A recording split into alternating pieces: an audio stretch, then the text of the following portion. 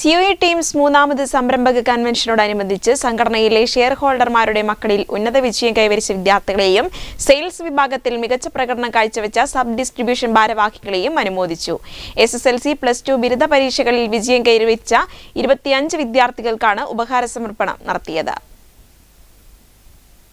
Cable TV operators association ടീംസിന്റെ മൂന്നാമത് സംരംഭക കൺവെൻഷനോടനുബന്ധിച്ച് സംഘടനയിലെ ഷെയർ ഹോൾഡർമാരുടെ മക്കളിൽ ഉന്നത വിജയം കൈവരിച്ച വിദ്യാർത്ഥികളെ ആദരിച്ചു. SSLC, +2 ബിരുദ പരീക്ഷകളിൽ വിജയം കൈവരിച്ച 25 വിദ്യാർത്ഥികളെയാണ് അനുമോദിച്ചത്.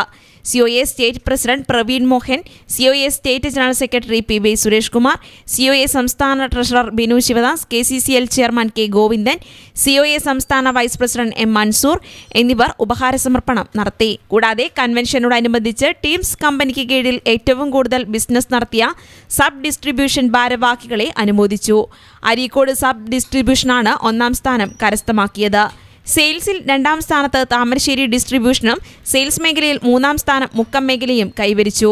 കൂടാതെ സെയിൽസ് വിഭാഗത്തിൽ ഏറ്റവും കൂടുതൽ പർച്ചേസ് നടത്തിയ ആളുകളെയും ചടങ്ങിൽ അനുമോദിച്ചു.